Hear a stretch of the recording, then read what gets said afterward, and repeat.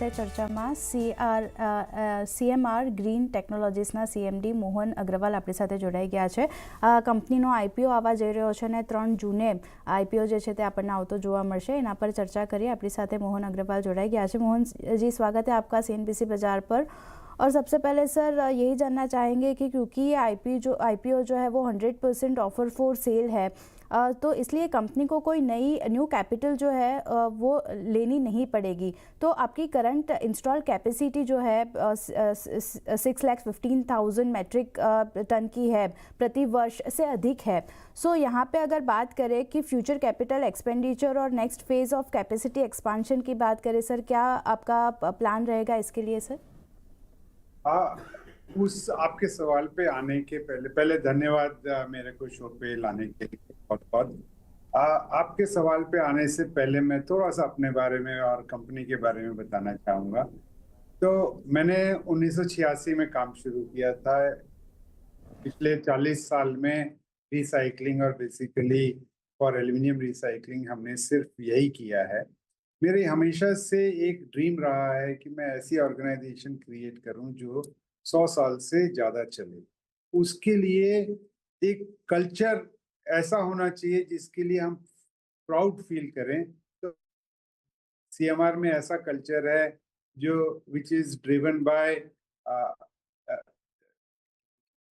Ethics, which is driven by innovation, और जो which is driven by change. तो उस तरह का हम लोगों ने वो किया है.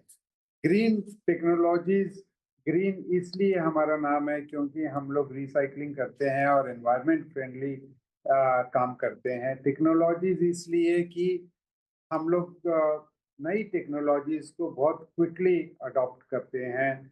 हमारे 3 जॉइंट वेंचर्स भी हैं 3 बड़ी जापानीज कंपनियों के साथ में. हमारे पेटेंट्स हैं, हमारे कॉपीराइट्स हैं.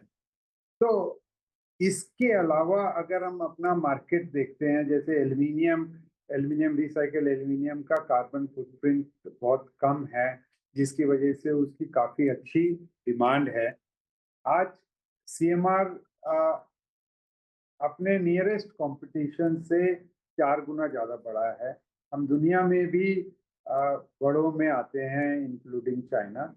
और हमारा जो ऑटो इंडस्ट्री को हम लोग अभी तक मेजरली सर्विस करते रहे हैं, उसके अंदर हमारा करीब 45% का मार्केट शेयर है. ये 45% का मार्केट शेयर इस कारण से भी है कि हम लोगों ने 2008 में लिक्विड मेटल अपने कस्टमर्स को देना शुरू किया.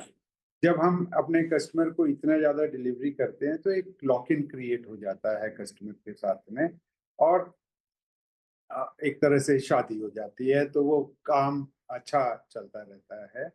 तो उसने हमारे को वो किया. उसके अलावा हम लोगों ने भी पिछले साल में अपने मार्केट को एक्सपैंड करने के लिए हमने बिलेट और शीट इंगट का प्लांट डाला, जिससे कि हम एक्सट्रूजन और शीट इंडस्ट्री को सर्विस करेंगे अब. और हम लोगों ने एक बहुत ही इम्पोर्टेंट हिंडाल्को इंडस्ट्रीज के लिए बेवरेज कैन रिसाइकलिंग का प्लान डाला. हम रिसाइकल करके लिक्विड मेटल देते हैं हिंडाल्को को. ये दोनों से हमारा सर्विसेबल मार्केट डबल से ज़्यादा हो गया. और क्योंकि जैसा मैंने बताया एल्युमिनियम का कार्बन फुटप्रिंट इतना कम है, आगे चल के हर एक को और स्पेशली प्राइमरी प्रोड्यूसर्स को एक रिसाइकल्ड कंटेंट अपने प्रोडक्ट पोर्टफोलियो में चाहिए होगा.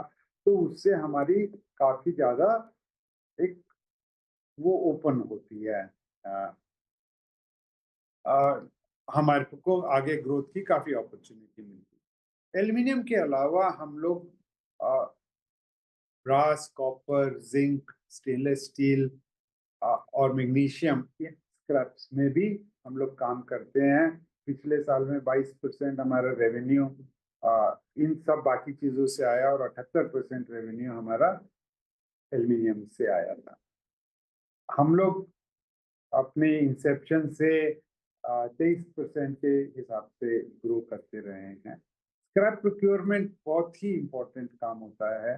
तो स्क्रैप के लिए हम दुनिया भर से भी स्क्रैप खरीदते हैं. दुनिया के 6 कॉन्टिनेंट से हम लोग खरीद रहे हैं. डोमेस्टिक भी हम लोग काफ़ी स्ट्रांगली करते हैं. तो स्क्रैप प्रोक्योरमेंट में हमारा नेटवर्क काफ़ी ज़्यादा स्ट्रॉन्ग है जिसको कि which will help us to sustain our business. हमारा अगर कस्टमर्स देखिए तो हम लोग ईस्ट वेस्ट नॉर्थ साउथ हर विद इन दी कंट्री हमारे 13 प्लांट हैं जो कि ईस्ट वेस्ट नॉर्थ साउथ चारों डायरेक्शन में हैं। तो जो भी आगे ग्रोथ अपॉर्चुनिटीज आएंगी उनको हम अच्छा कैप्चर कर सकते हैं।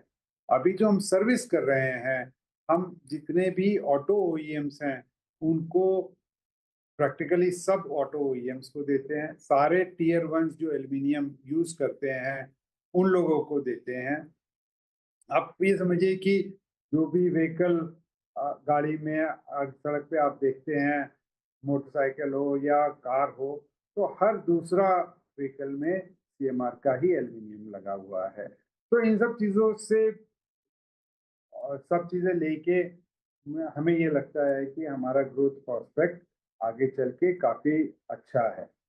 अब आपके हम लोग सवाल पे आए तो हम लोगों को हमारा बिजनेस सफिशिएंट कैश जनरेट करता है जिसकी वजह से हमारा कैपेक्स हम लोग सर्विस कर पाते हैं। अभी भी हमारा डेट इक्विटी रेशियो 0.76% ही है, विच इज़ वेरी कंफर्टेबल।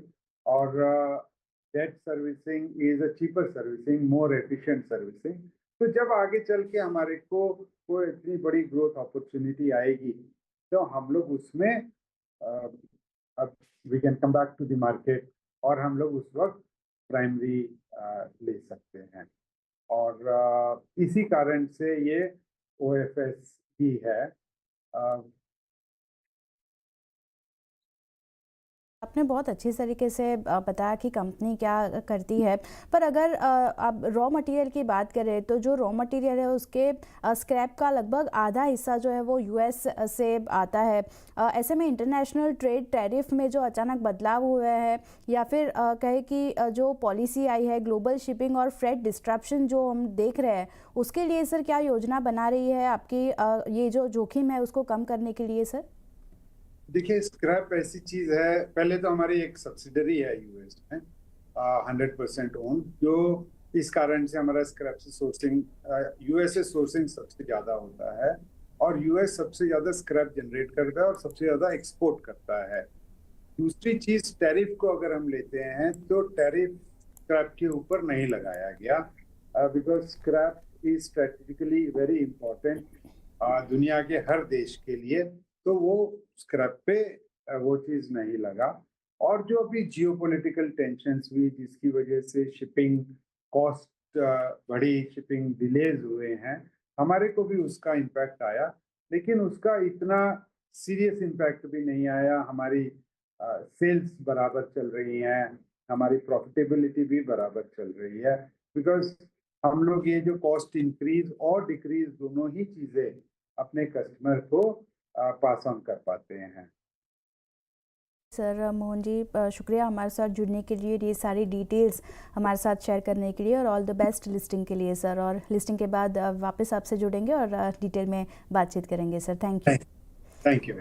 તો જે તો ખાસ કરીને આપણે સીએમઆર ગ્રીન ટેકનોલોજી આનો આઈપીઓ 3 જૂન ખુલશે અને બંધ થશે 5 જૂને આપણને આઈપીઓ જે છે તે બંધ થતો જોવા મળશે, એટલે ધ્યાન રાખવાનું રહેશે અને આપણે મેનેજમેન્ટ અત્યારે ચર્ચા કરીએ એમની સાથે આના પર। તો